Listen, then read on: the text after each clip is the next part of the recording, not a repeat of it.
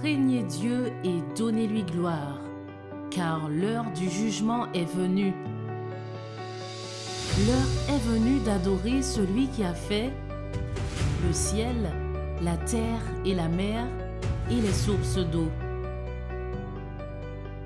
La Bible nous recommande de garder ses commandements et de suivre l'agneau partout où il va. Ainsi, le petit troupeau est un ministère qui souhaite, à travers l'étude de la parole de Dieu, faire connaître la lumière du monde, Jésus-Christ le juste.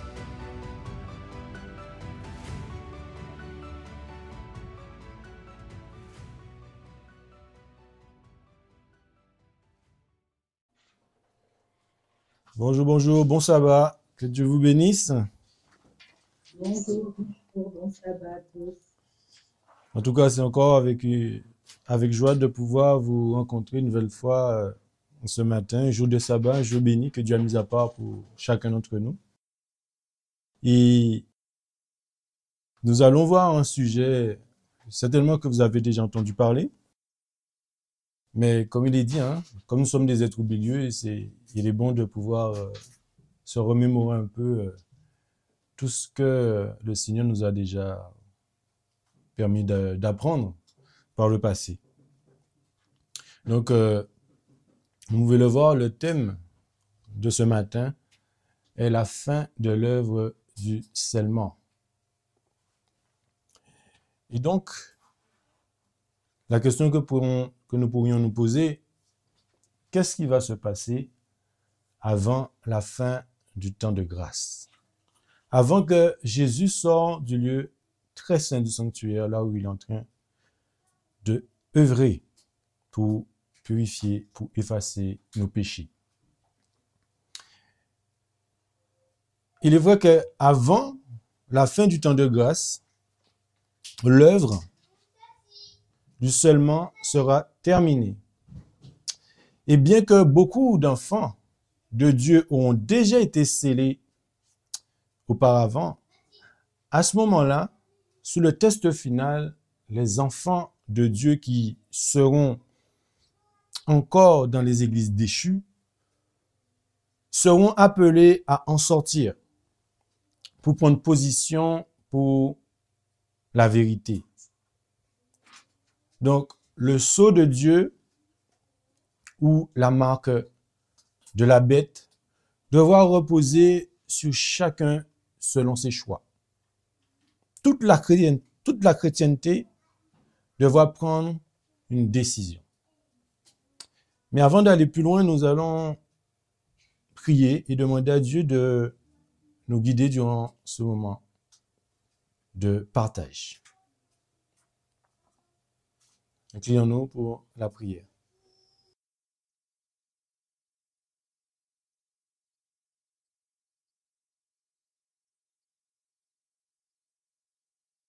Oui, tendre Père Céleste, nous sommes infiniment reconnaissants pour ton amour, ta patience, ainsi que ta bonté et ta miséricorde envers nous. Te demandons pardon encore pour tous nos péchés, pour toutes nos offenses, Seigneur. Seigneur, nous allons voir un sujet qui nous concerne particulièrement. Oui, Seigneur, c'est quelque chose peut-être qu'on n'aurait pas aimé entendre, peut-être, parce que ça nous concerne chacun de nous individuellement, mais comme tu nous aimes, tu nous préviens avant toute chose.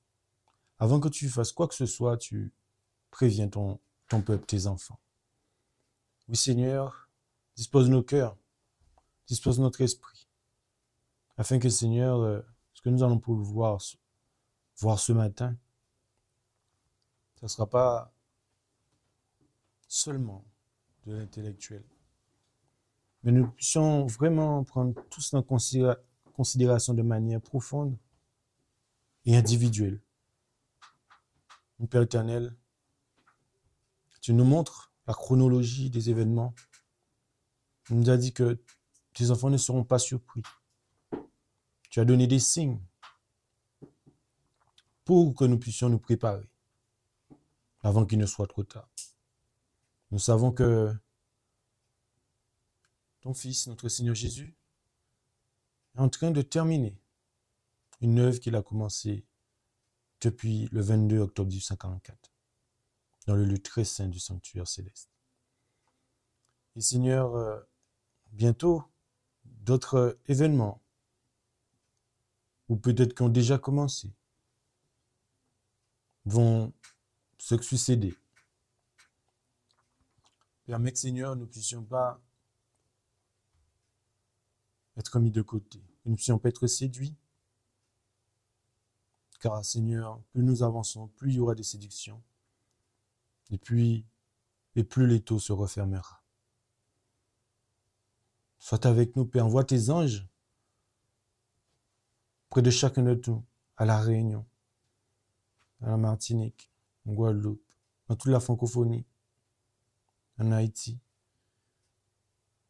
afin que tu puisses nous préserver de ce que nous allons partager ensemble ce matin. Encore pardon pour tous nos péchés, Père.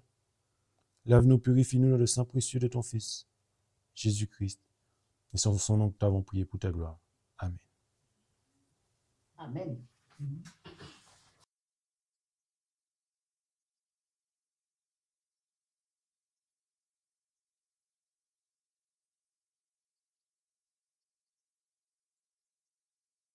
La messagère du Seigneur, cette lumière qui nous amène à la grande lumière, va nous parler énormément ce matin. Cela fera partie de notre ligne conducteur pour ce partage. Elle nous dit, le Seigneur Dieu est un Dieu jaloux. Il supporte encore patiemment les péchés et les transgressions de son peuple durant cette génération. Si le peuple de Dieu avait marché selon son conseil, l'œuvre de Dieu aurait avancé. Le message de la vérité aurait été porté à tous les peuples qui habitent sur la surface de la terre. Mais, parce que le peuple fut désobéissant, ingrat et impie, comme le fut l'ancien Israël, le temps était prolongé pour que tous puissent entendre le dernier message de miséricorde proclamé avec une voix forte. L'œuvre du Seigneur a été gênée et le temps du scellement retardé. Beaucoup n'ont pas entendu la vérité, mais le Seigneur leur donnera une chance de l'entendre et de se convertir. Chers frères et sœurs, ce que nous venons de lire,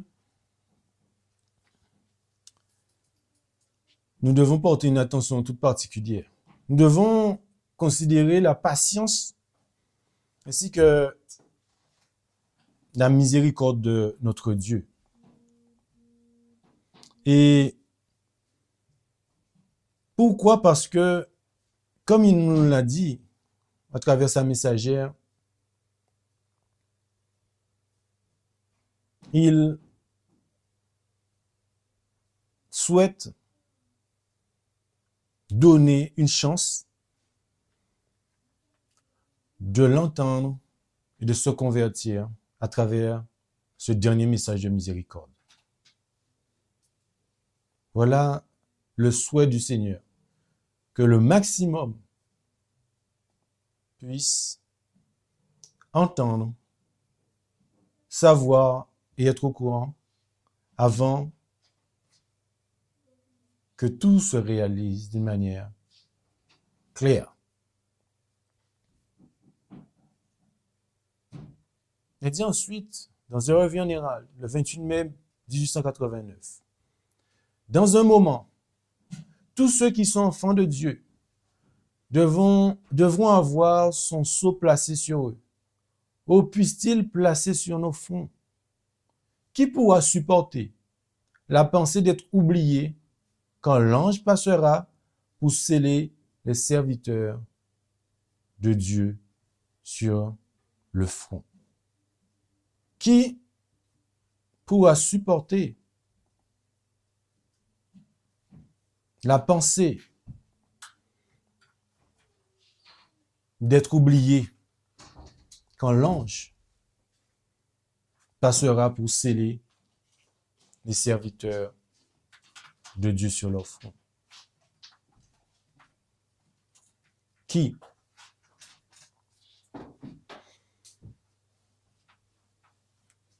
Elle poursuit en disant dans un revionnera le 10 juin 1902, nous pouvons parler des bénédictions de l'Esprit Saint, mais à moins de nous être préparés pour cette réception, de quel avantage seront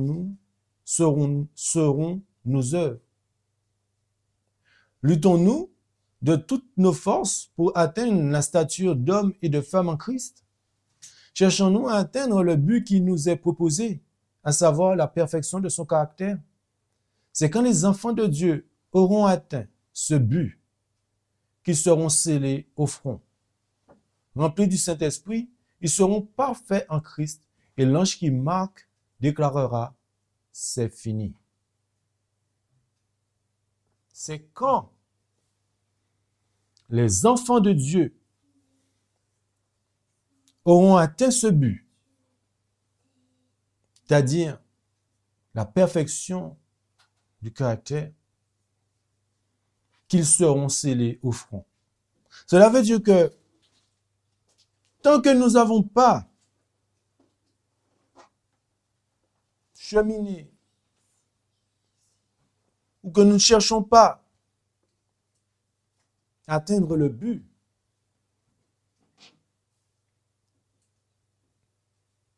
nous ne pourrons pas recevoir sur notre front le sceau de Dieu.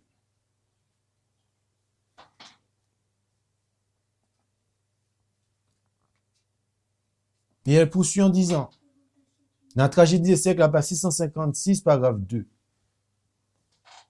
le monde va au-devant d'une terrible crise. Les nations de la terre, coalisées pour faire la guerre au commandement de Dieu, décréteront que tous, petits et grands, riches et pauvres, libres et esclaves, Apocalypse 13, verset 16, sont tenus de se conformer aux usages de l'Église en observant un faux jour de repos.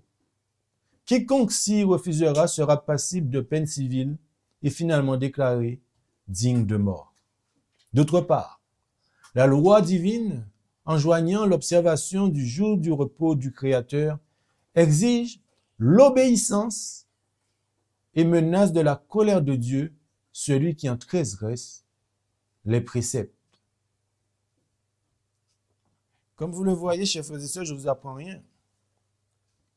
Dans quel sens, dans quelle direction ce monde va? Et nous savons que dans la prophétie, dans Apocalypse chapitre 13, il nous est dit, comme on a pu le lire, petits et grands, riches ou pauvres, libres ou esclaves, devra prendre position pour soit Dieu ou soit l'ennemi de nos âmes. Et si on ne prend pas position pour Dieu, c'est-à-dire à travers l'observation du jour du repos du Créateur, qui exige l'obéissance, eh bien, la colère de Dieu frappera celui qui en transgressera ses préceptes. Dans Apocalypse chapitre 14, versets 9 et 10, il nous est dit, si quelqu'un adore la bête et son image et reçoit une marque sur son front ou sur sa main, il boira lui aussi du vin de la fureur de Dieu versé sans mélange dans la coupe de sa colère. Si quelqu'un adore, donc nous comprenons qu'il y a une notion d'adoration.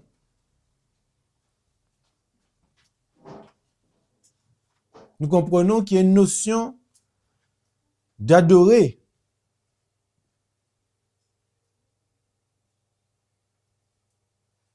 Qui? Quoi? Est-ce qu'il faut adorer un autre Dieu que celui d'Abraham, d'Isaac et de Jacob? Parce que si on n'adore pas le vrai Dieu, on transgresse tous les commandements, y compris le sabbat.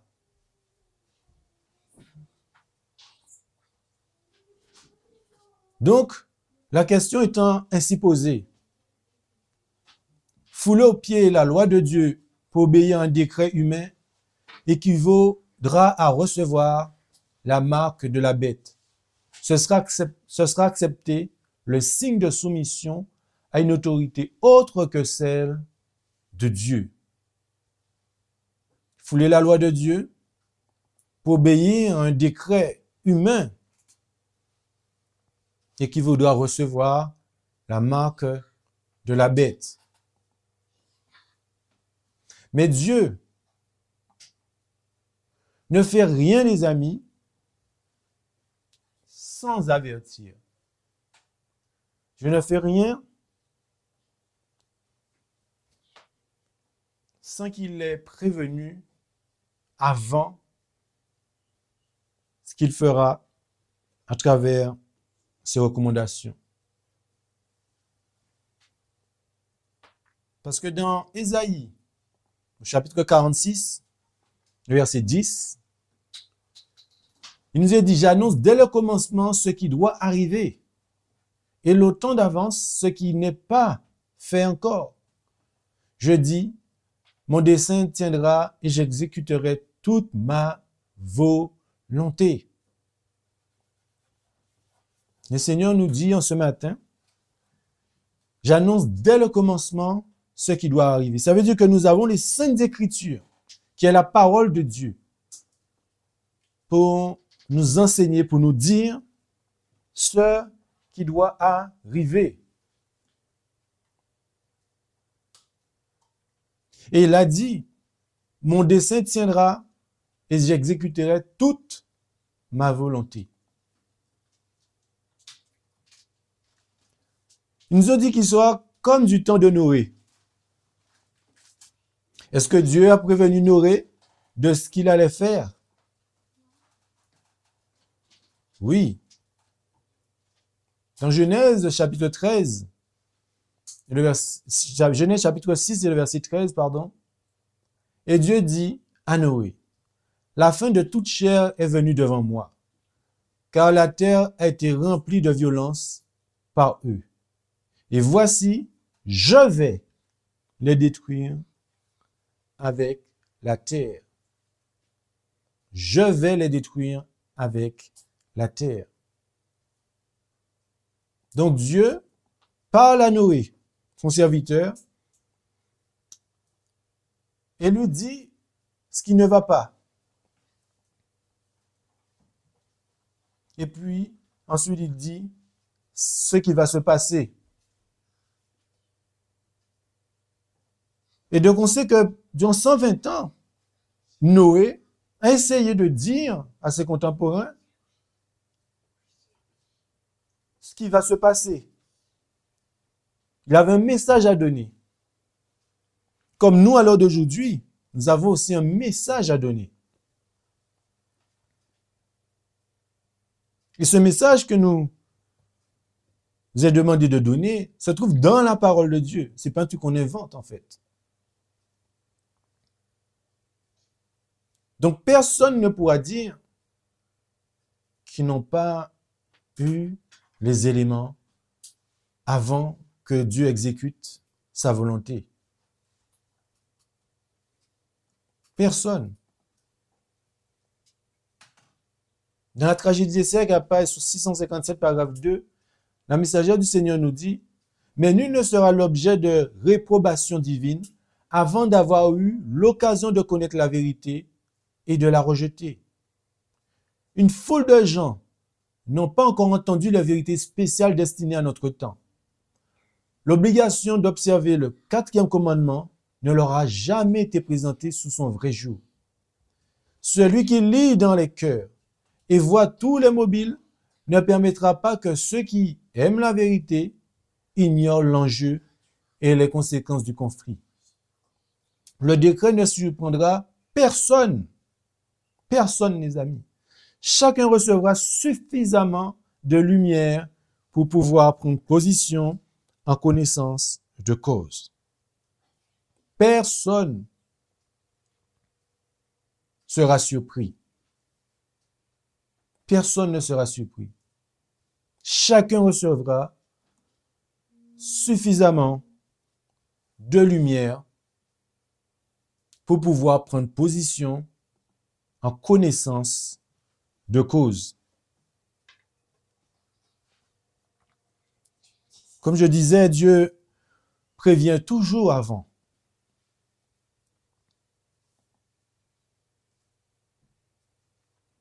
Et nous savons que la question du jour de repos est une question que la Bible et la prophétie nous montrent qu'il y aura un grand enjeu. Et elle poursuit à page 657, paragraphe 3. La question du jour du repos, le point de la vérité particulièrement contesté, sera la grande pierre de touche de la fidélité. Lorsque les hommes seront soumis à cette épreuve finale, une ligne de démarcation claire et précise sera établie entre ceux qui servent Dieu et ceux qui ne le servent pas. D'une part, l'observation du faux jour de repos, conformément à une loi de l'État opposée au 4e commandement, constituera la soumission à une autorité en conflit avec celle de Dieu. Et d'autre part, l'observation du vrai jour de repos selon la loi de Dieu sera une preuve de fidélité au Créateur.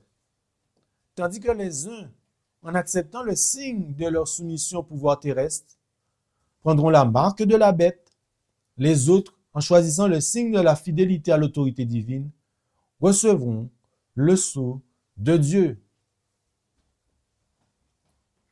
Donc on voit que nous serons soumis à un test final. Une épreuve finale pour qu'il y ait une ligne de démarcation claire.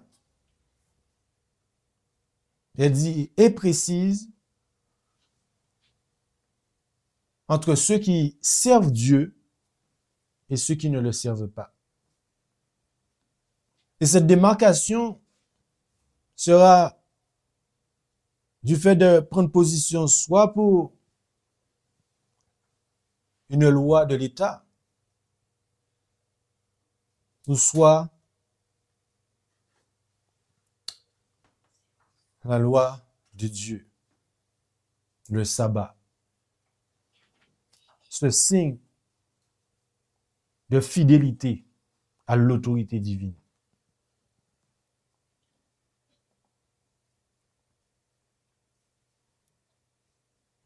Et avant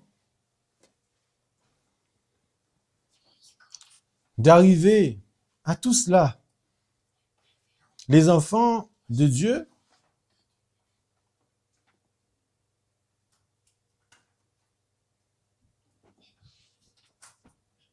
devront achever cette œuvre qui, pour ce faire, devra recevoir une bénédiction spéciale.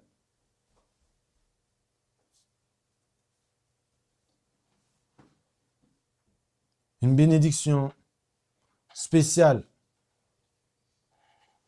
Elle dit ceci. Quand le message du 3e ange aura achevé son œuvre, la miséricorde cessera d'intercéder en faveur des coupables habitants de la terre. La tâche du peuple de Dieu sera terminée. Il a reçu la pluie de l'arrière-saison.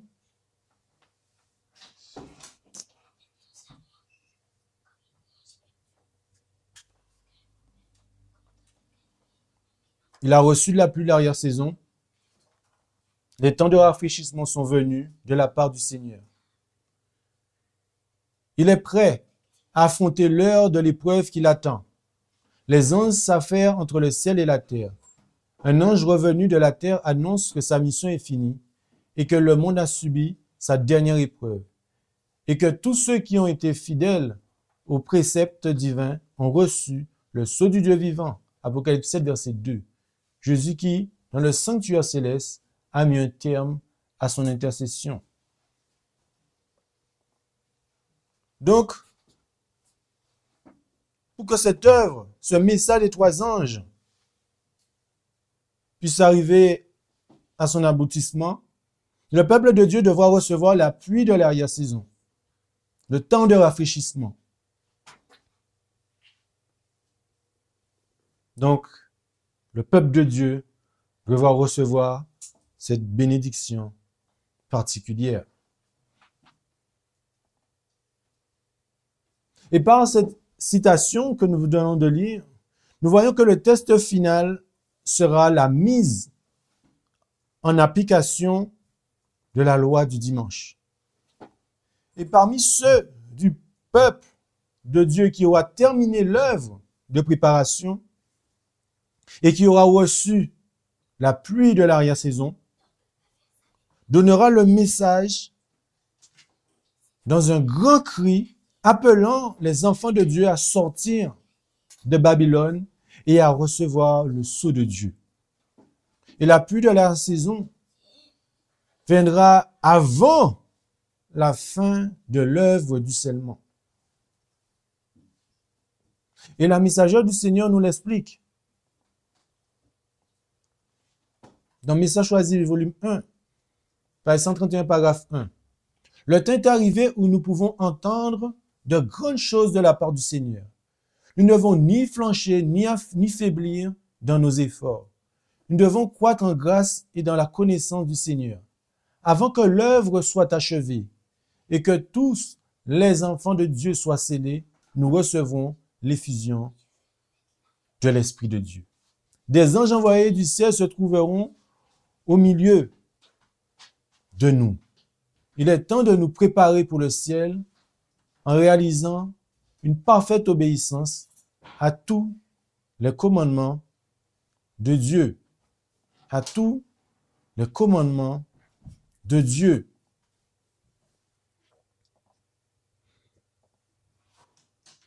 L'œuvre s'achève à quel moment?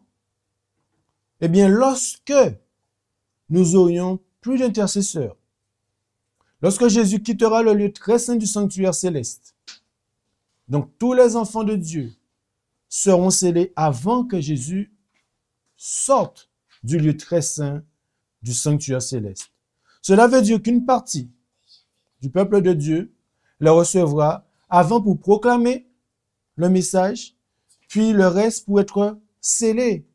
Puis ça, vous voulez le voir dans Éphésiens, chapitre 1, versets 13 et 14, Éphésiens, chapitre 13, verset 1, Éphésiens 1, chapitre 13, et le 1, Éphésiens 1, chapitre 13, Éphésiens, chapitre 1, et versets 13 et 14, voilà. Et pourquoi je dis cela?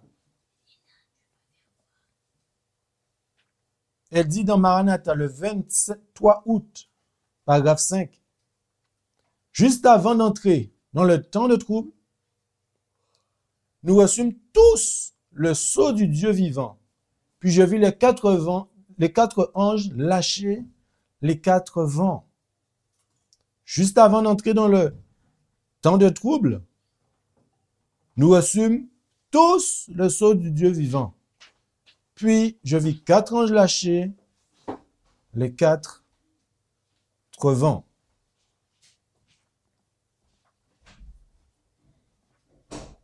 Donc nous comprenons que toute personne qui recevra ce message, avant que Jésus sorte du lieu très saint, avant que nous rentrons dans le temps de trouble, les 7 derniers fléaux, tous recevront le sceau du Dieu vivant.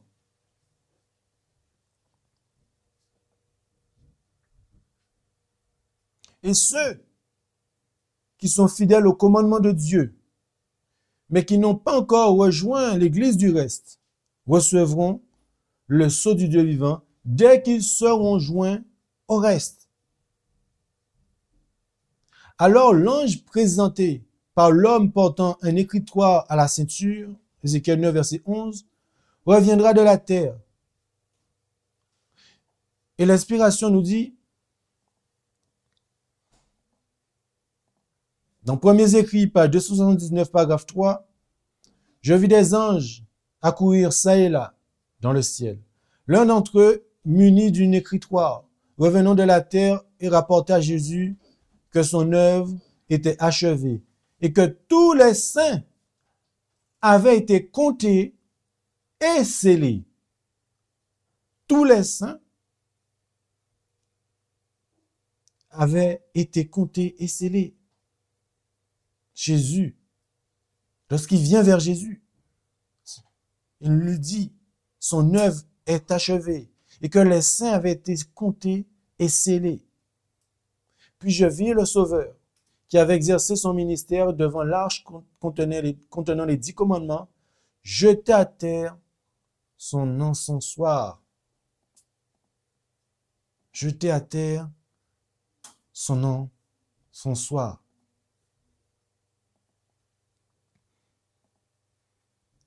Notons ces mots que la messagère du Seigneur nous donne. Les saints avaient été comptés et scellés. Et quand le test final sera passé, tous les fidèles observateurs du sabbat seront comptés et scellés. Et cette œuvre sera terminée avant le commencement du déversement des plaies. Voir Ézéchiel 9, versets 4 à 6. Donc, quand le temps de grâce sera fini, l'œuvre du scellement sera achevée. Nous lisons ceci. Jésus est dans son Saint-Temple. Il accepte nos sacrifices, nos prières, la confession de nos péchés.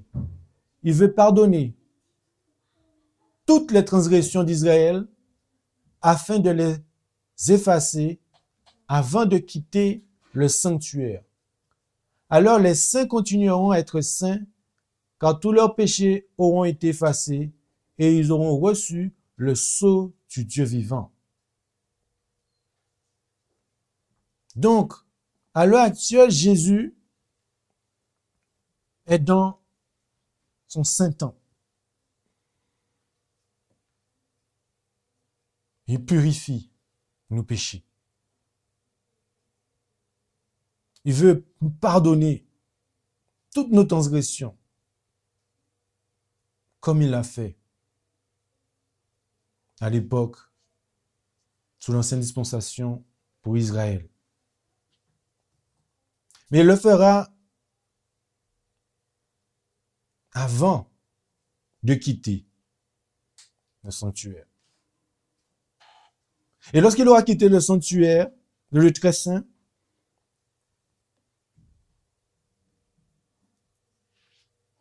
il prendra tout ce qu'il a pris concernant nos péchés et le mettra sur Satan. Juste quand il sortira. Une fois qu'il aura mis sur Satan, il va enlever ses vêtements sur un sacrificateur pour se revêtir de ses vêtements royaux et de vengeance pour venir nous chercher. Et à ce moment-là, les saints continueront à être saints, car tous leurs péchés ont été effacés. Ils ont reçu le sceau du Dieu vivant.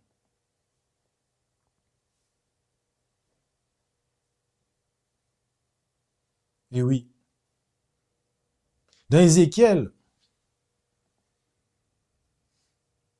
chapitre 9, verset 4 à 6, l'Éternel lui dit, traverse la ville Jérusalem, et fait une marque sur le front des hommes qui gémissent et qui soupirent à cause de toutes les abominations qui se commettent dans son sein. Puis, il dit aux autres, de manière que je l'entendis, passer par la ville après lui. Et frappez, que votre œil n'épargne personne et n'ayez point de compassion. Verset 6. Vieillards, jeunes gens, vierges, enfants et femmes, tuez-les tous jusqu'à l'extermination. Mais n'approchez pas de quiconque portera la marque. Et commencez par mon sanctuaire. Ils commencèrent donc par les anciens qui étaient devant la maison.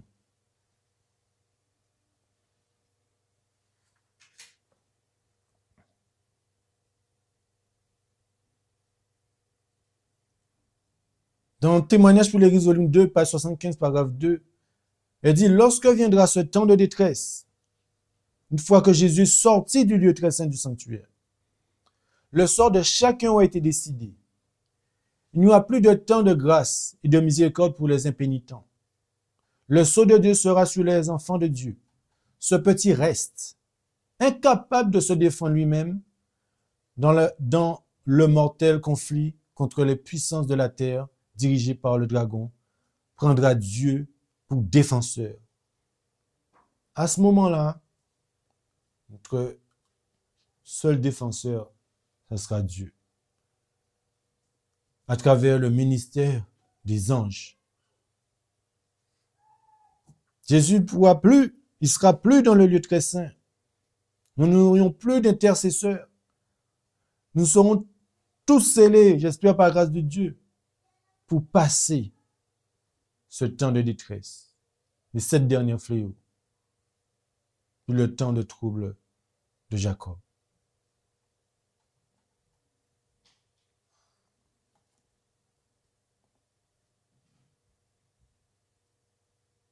Elle confirme encore, elle redit, juste avant que nous entrions dans le temps de détresse, nous recevons tous le sceau du Dieu vivant.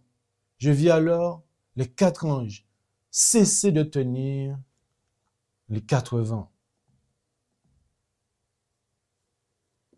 Juste avant, les anges retenaient les 4 vents avant que Jésus sorte du lieu très saint. Une fois qu'il sortira, les 4 vents seront lâchés. Et nous allons considérer 4 points importants qui doivent être compris et pris en considération dans cette étude au sujet du scellement des 144 000.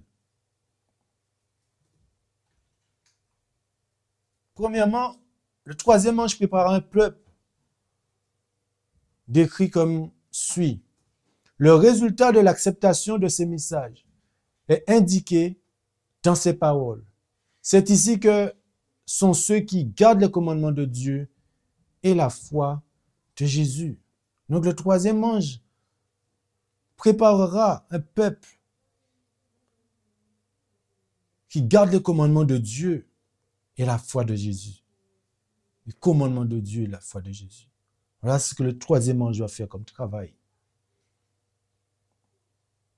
Deuxièmement, ceux qui sont scellés sont ceux qui gardent les commandements de Dieu et la foi de Jésus, mais tandis qu'avec un intérêt intense, ils considéraient la scène et ils virent le groupe des observateurs des commandements de Dieu ayant sur leur front le sceau du Dieu vivant. Et il dit, c'est ici la persévérance des saints qui gardent le commandement de Dieu et la foi de Jésus. Puis il continue, et j'entendis du ciel une voix qui disait, écrit, heureux dès à présent les morts qui meurent dans le Seigneur, oui dit l'Esprit, afin qu'ils se reposent de leurs travaux, car leurs œuvres les suivent. Donc ceux qui sont scellés, eh bien, ce sont ceux qui garderont les commandements de Dieu et la foi de Jésus. Donc le message du 3e ange va préparer ses enfants Et puis ça va les sceller. Ceux qui garderont les commandements de Dieu et la foi de Jésus.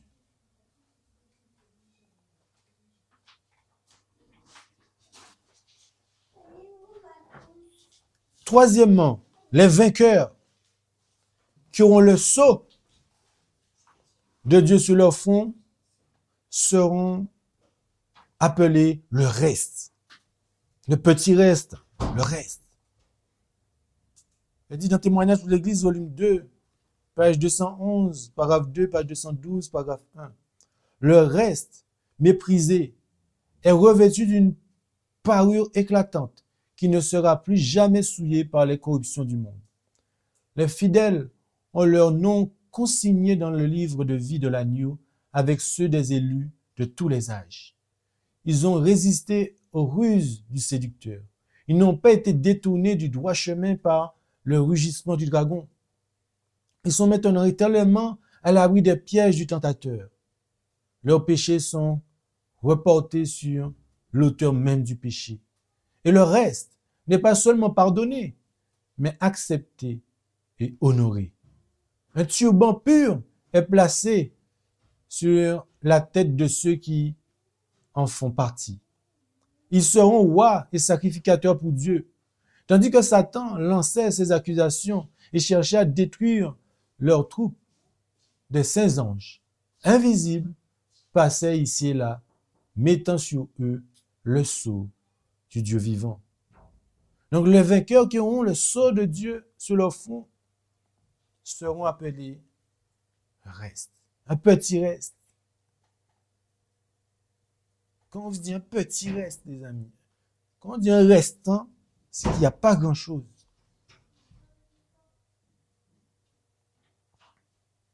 Un petit reste. Est-ce que des milliers de personnes, est-ce qu'on dit c'est les 144 000, est un petit reste,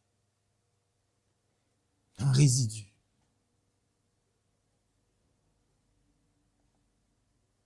Quatrièmement, les 144 000 scellés du sceau du Dieu vivant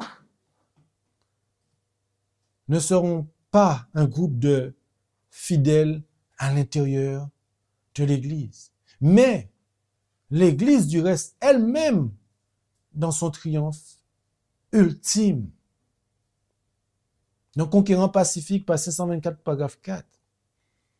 Jean aperçut le triomphe final du reste de l'Église de Dieu. Je vis comme une mer de verre mêlée de feu, et ceux qui avaient vaincu, debout sur la mer de verre, ayant des arbres de Dieu. Et ils chantèrent le cantique de Moïse, le serviteur de Dieu, et le cantique de l'agneau, en disant: Tes œuvres sont grandes et admirables, Seigneur, Dieu Tout-Puissant. Tes voies sont justes et véritables, roi des nations. Apocalypse 15, verset 2 et 3. Je regardais, et voici, l'agneau se tenait sur la montagne de Sion. Et avec lui, 144 000 personnes qui avaient son nom et le nom de son Père, inscrit sur leur front. Apocalypse 14, verset 1. Leur pensée ici-bas avait été consacrée à Dieu. Ils l'avaient servi par leur intelligence et leur cœur. Et maintenant, le Seigneur pouvait placer son nom sur leur front.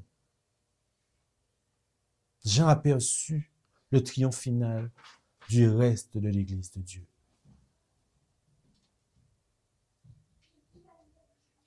Et ce reste, leur pensée ici-bas, avait été consacrée à Dieu. Ils l'avaient servi par leur intelligence et leur cœur. Et c'est à ce moment-là que Dieu peut placer son nom sur leur front.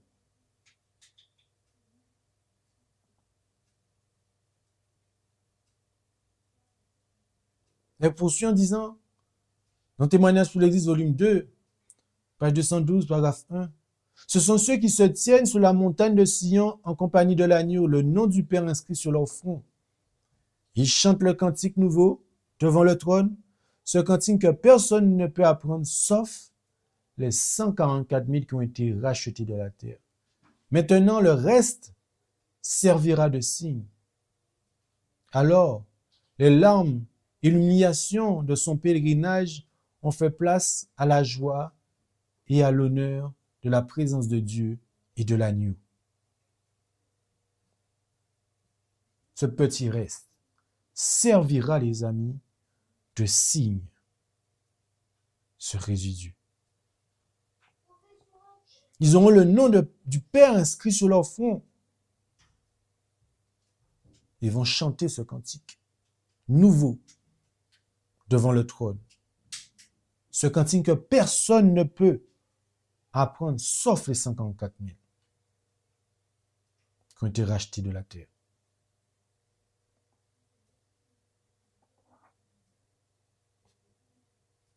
Donc nous récapitulons.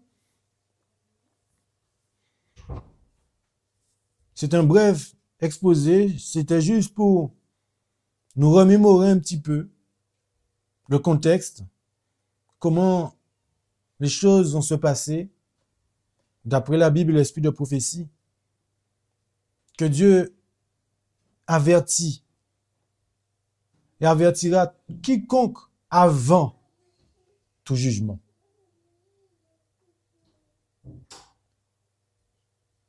Et il nous est montré que ce qui est devant nous, très prochainement, c'est de pouvoir prendre position, soit de la loi, les lois humaines, soit la loi de Dieu, les commandements de Dieu, le jour, son jour, le véritable jour du sabbat, du 4e commandement.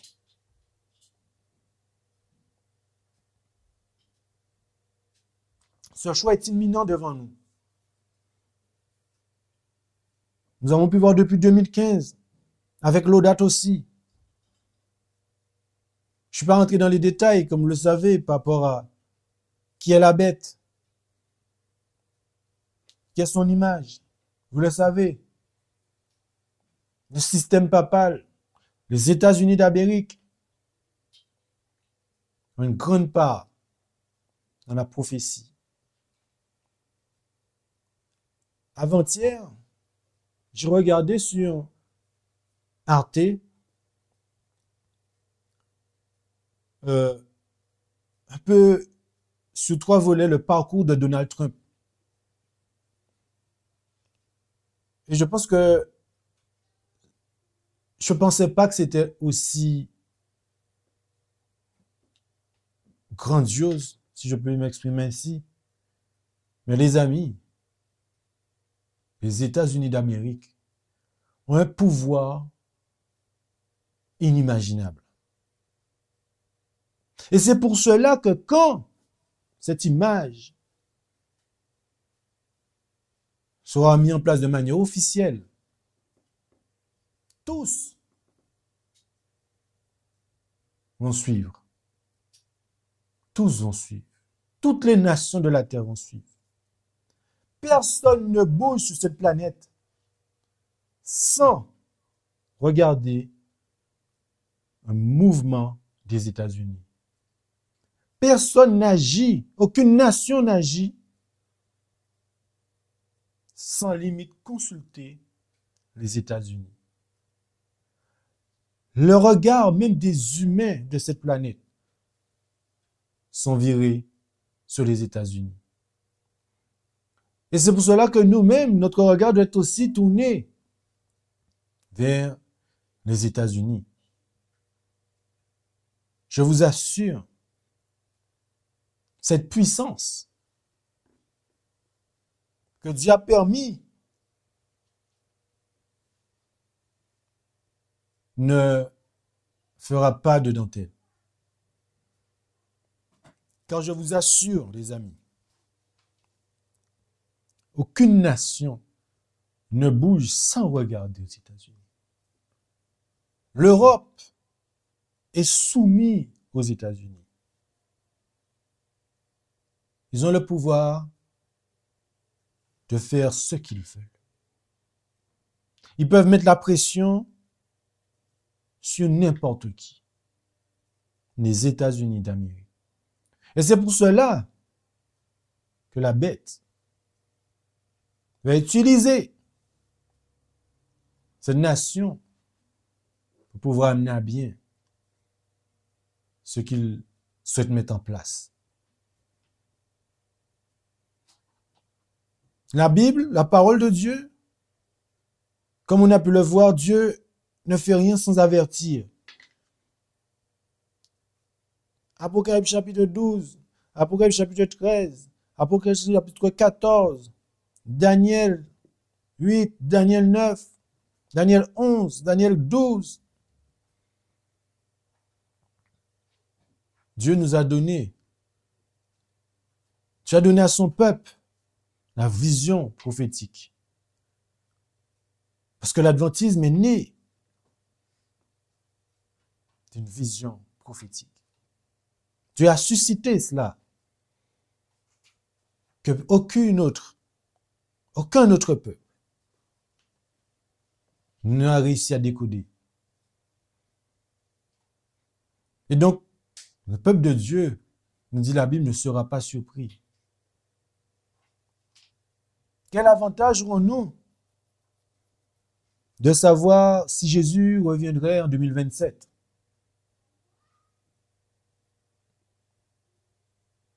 Si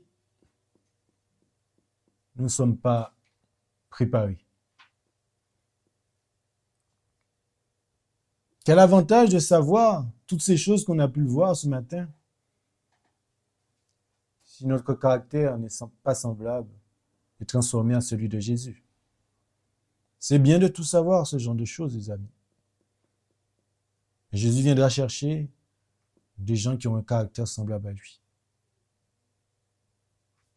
Que Dieu, dans son amour et sa miséricorde, fasse de nous des hommes et des femmes de prière dès maintenant. Que si la peau de nos genoux est encore en bon état, il serait temps de les abîmer. Parce que plus nous allons avancer, plus l'étau va se resserrer. Et si nous n'avons pas commencé à avoir les victoires, maintenant, sur nos tendances, la gloutonnerie, les appétits, on ne peut pas se maîtriser au niveau de la tempérance, ce sera difficile de recevoir le sceau de Dieu. Parce qu'il faudra être humble, que nous soyons humiliés, mourir à nous-mêmes, pour que Dieu puisse travailler dans nos cœurs. Que Dieu vous bénisse et je vous encourage vraiment à aller dans ce sens de la prière, de rentrer réellement maintenant dans un ministère de la prière, parce que ce qui est devant nous sera terrible. Mais Dieu est bon. Il nous donne encore ce temps de nous préparer avant la venue de son Fils Jésus. Prions les uns pour les autres, encourageons-nous les uns les autres et allez visiter les veuves et les orphelins. Allez, faites ce travail de missionnaire médical. C'est par ce biais que nous allons pouvoir entrer dans les maisons, atteindre les cœurs et de prêcher ce dernier message afin que les gens puissent accepter la vérité et se joindre au reste. Que Dieu nous bénisse. Amen. Amen. Amen. Eh bien, je vous invite à vous prosterner avec moi pour la dernière prière. Prions.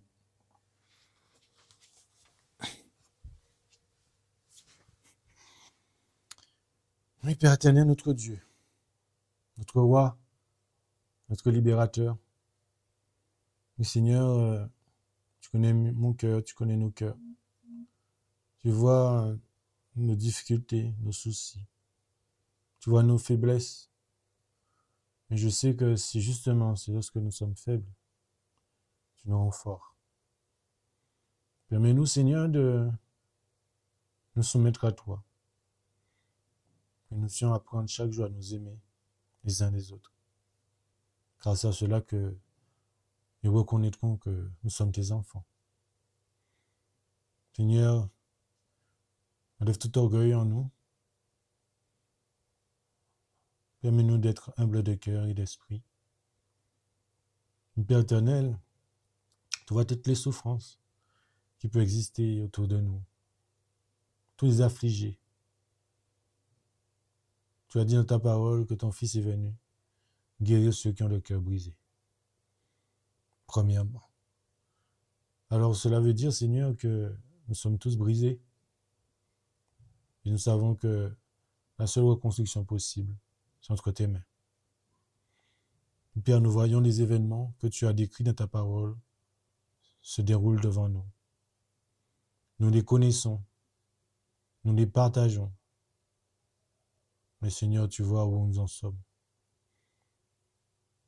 Nous essayons de mettre en place des recommandations. Le départ à la campagne qui est plus que jamais imminent. La réforme sanitaire. La réforme vestimentaire. Les lois de la santé. Seigneur, sommes-nous obéissants? Aie pitié de nous. Père, viens à notre secours. Secours nos enfants. Secours nos femmes. Secours les maris. Secours les mamies et les papis. Viens à notre secours. Oui, Seigneur, nous avons tant besoin de toi. Nous sommes accaparés par toutes sortes de choses dans notre quotidien. Nous voyons comment l'ennemi de nos âmes, ne serait-ce, a réussi à captiver notre cerveau par la technologie, par les algorithmes, par l'intelligence artificielle. Et Seigneur, ton peuple devrait aussi se renseigner sur tous ces points. Tu m'as mis à cœur de préparer un message sur ce thème, car nous courons un grand danger. Oui, il est très intelligent, mais tu nous donnes des éléments pour contrecarrer tout cela. Mais seulement, ça se fera par ta puissance. Mais Seigneur, délivre-nous de ces attraits qui nous prennent du temps. Bien que ce soit utile par moment, mais ils ont bien réfléchi à ce que, justement, que des points soient certes intéressants, mais de l'autre côté, nuisibles. Et nous voyons, Seigneur, nous n'arrivons même pas à la cheville de nos pionniers qui étudiaient pendant des heures dans la nuit par moment. Et pourtant, eux, ils avaient beaucoup de travail. Ils faisaient travail pour 4 par moment. Mais Père éternel, permets-nous d'être vigilants afin que nous puissions ne pas se faire totalement absorber. Mais par ta grâce, nous fortifier, nous donner, Seigneur, le discernement. Le discernement, nous avons énormément besoin. Seigneur, visite les frères et sœurs qui ont cette démarche de partir à la campagne. Mais dans leur cœur, la conviction que c'est ton désir. Comme tu as dit à Abraham de partir, il ne savait pas où il allait. Mais tu avais prévu un plan pour lui. Que mes frères et sœurs sachent que tu as un plan pour eux. Afin qu'ils puissent cultiver la terre. Qu'ils puissent avoir leurs légumes, car bientôt nous ne pourrons plus y acheter ni vendre. Nous voyons l'inflation plus que jamais auparavant. Nous voyons toutes les associations qui sont remplies à craquer. Seigneur, ce sont des signes, encore une fois. Permets-nous de ne pas être cet homme qui criait dans Jérusalem qu'elle est détruite, Et lui-même, il est mort dans Jérusalem. Il est vrai qu'aucun chrétien n'est mort. Donc on peut crier, mais peut être chrétien. Transforme-nous, Seigneur. T'en supplie. Visite nos foyers. Oui, Seigneur. Remplis-nous de ton amour. Soyons indulgents envers les uns et les autres, car nous cheminons tous à une vitesse différente. Permets-nous d'être patients comme toi-même tu es patient envers nous. Permets, Seigneur, que nous puissions nous appeler les uns les autres, afin de s'encourager. Que nous ne soyons pas seulement des chrétiens du samedi, du sabbat, mais des chrétiens au quotidien. Oui, Père éternel, je te prie pour mes frères et sœurs qui se retrouvent à la Réunion, où il y aura bientôt des baptêmes qui vont se réaliser. Fortifie ces personnes, car ils vont faire alliance avec toi, et un cheminement nouveau se présentera devant eux. Garde-les avec tes anges.